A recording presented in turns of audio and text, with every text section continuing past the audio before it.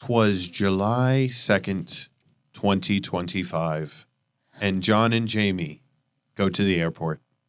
Mm-hmm. Jamie, line? Oh, let's start this one off. The flight was delayed. Cancel. Well, you got to say where we're going. You got to say, yeah. Okay. We are going to Italy.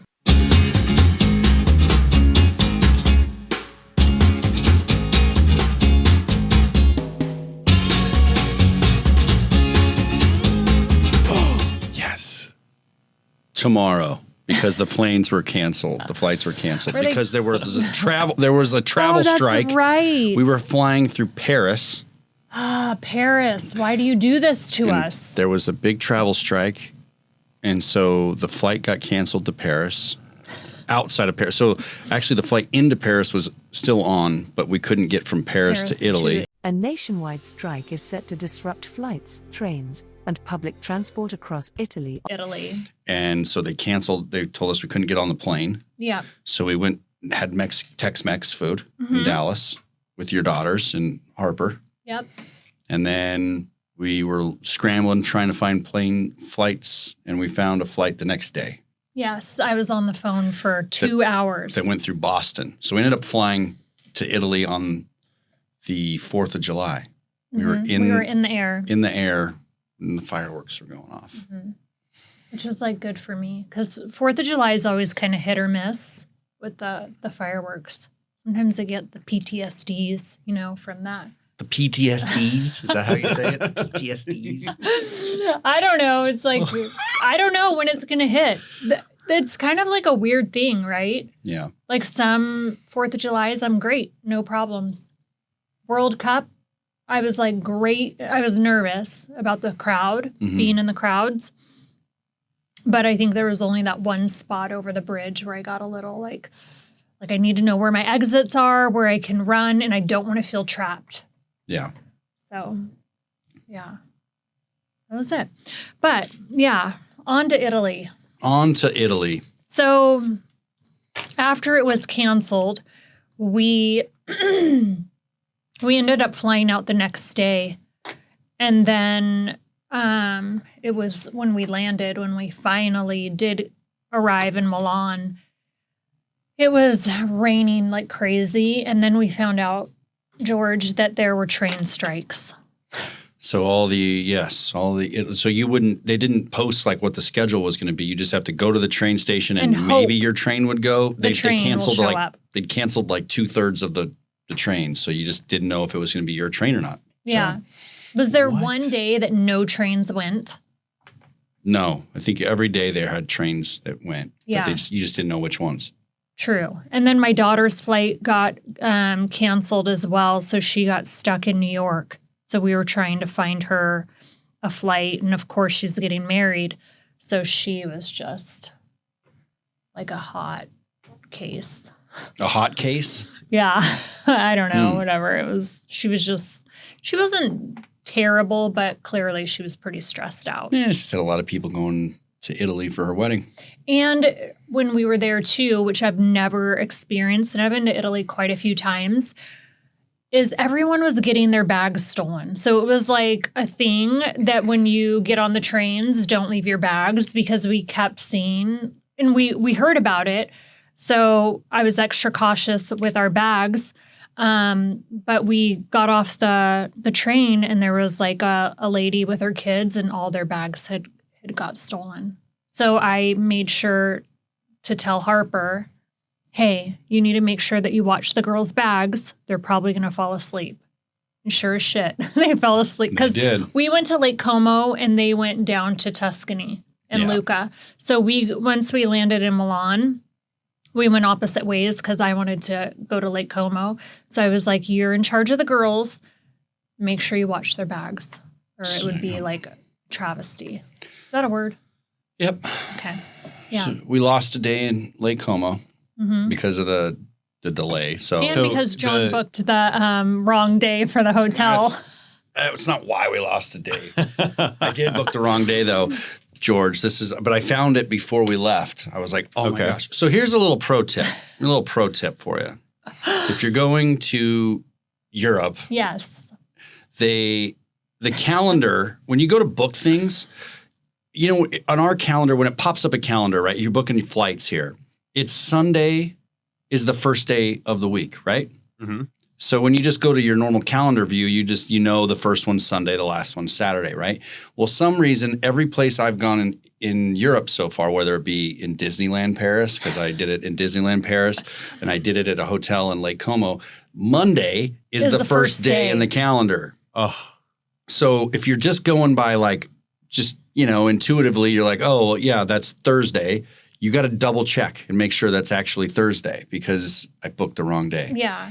And so anyway, they want a day before month, usually. Yeah. And it was a really, I knew that one. But for some reason, when you go to the calendar view just to book dates in a hotel, you just go in, hit the calendar, pop it up. That looks like Friday. Yep. I'm clicking the Friday. And it happens to be that that's not Friday. So we didn't have a hotel room in Lake Como. Well, I found it before we left, but so I tried to rebook it, tried to change the date. They were sold out. We couldn't get into that one. It was a really cool villa right on the water. I wanted to, I was really excited to see this place. And anyway, this could have been our potential like wedding venue. Still could be our potential wedding venue. Yeah, it's incredible. It's so beautiful. So we didn't get to go to do that. And we also lost a day in Lake Como. But we found this really cool little boutique hotel. It was awesome. incredible. I just cannot, for the life of me, remember the name of the hotel. I don't either, but we'll put it up. But I had the photos and the bathroom, like the floors were heated. It was incredible. Like I woke up in the morning, I didn't want to leave the room. He's like, all right, I'm going to get coffee. I'm like, all right, I'll be in here. I loved the bathroom. It was really cool. So we only got like a day in Lake Como, which was meant to be 2 days, but it was still really cool. So we landed in. We should go back there. Yeah, let's go. Okay. After we catch a World Cup game. Yeah. Okay. So we landed in Milan, and then we took the train, got to Lake Como. Train goes up to Lake Como. It was raining on us, but then it cleared up. So we had a good day, walked around, saw the lake. It was beautiful. The hotel was nice, had dinner, and then some pasta, really good pasta. And then we got back on the train the next day to go back down. This is what she does to us, George. This is like, you know. You go into one end to the other. Yeah. It's like she views countries as cities. Like, let's go to everywhere in this. From Henderson to Summerlin. Yeah. She's like, we're going from Henderson to Summerlin. It's like, no, we're going hours. It's a train. It's a bullet train. It's not a bullet train, for one. It's not a bullet train. That's Japan. Oh. But we're on slow trains that might not even take off because of the travel strikes. So the ride was like an hour. I wanted to ask, the side note here, the strikes. What was going on with the strikes? Some kind of travel union thing that they were all. It was like all the airlines workers or the airport workers in Paris went on strike for like a few days. Okay. And then at the trains, I don't know what the issue was, some kind of labor dispute. So they canceled but the way they do it is they knew the days ahead of time because even when we left in July, they're like, oh, don't travel this month because these are going to be the dates of the strike.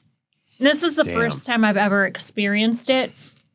And it was also during the Jubilee. So it was like Naples, Rome, Italy was like popping in general because everyone travels to Italy for the Jubilee. Yeah. And it was summertime. So it was like big. It was busy. Yeah. So but our travel from Nice to Lake Como was fine. That train was fine. Then the train, because it was right before the strike. Then we took the train from Lake Como down to Tuscany to Lucca, which was awesome. By the way, we were in Lucca, this little town, and it's got like this huge wall that's built around it. It was like this old, like from like medieval times, basically. It was like this cool, like little city that looked like old. I'm so glad you remember all the history. And then we show up to the hotel and they're like, are you here for the festival? I just knew Jared Leto was in our hotel. And I was like, no, I didn't know. What festival? And they're like, it's going to be loud tonight. And Rammstein, the German like metal band was performing outside of our hotel. It was awesome.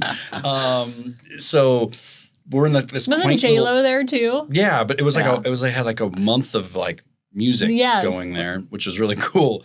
But we didn't know that when we booked the hotel.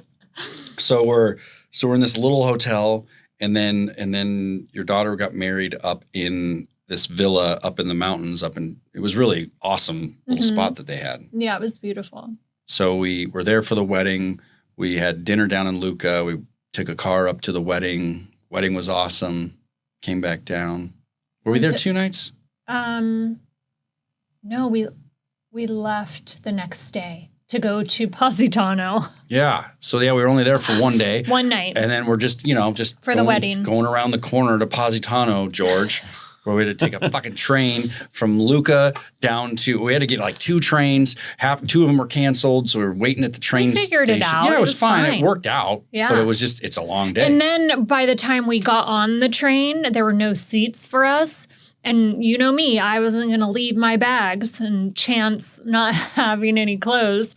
So he goes, are you going to sit on your bag the whole fucking train ride? And I said, yes, I am. So I stood sat next to her on top of my bag the whole train ride because I wasn't taking any chances after what I saw. It's terrible. That was one of the trains. And then the other train we got on, we got in a cabin, and there was no air conditioning. And I loved it. She was so happy.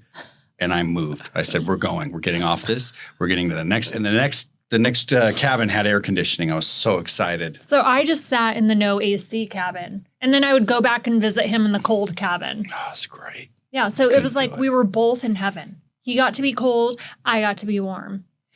It was like God knew. Do you have this issue, George, at home? Like, do you have like an air conditioning issue? Like, what's the situation at your house? For a majority of the time, we were on the same page. The only thing that drives me fucking crazy, all right, is when I show up to the house and I was just like, I was playing golf or I was outside working, and I come in and our fan has 3 settings, very high, medium, low. And I know that when it goes to very high, it can be kind of like intimidating. It's a good fan. Yeah. But it cools me down. Yeah. And I like it. Yeah. But I turn it on, and she turns it to the lowest setting every goddamn time.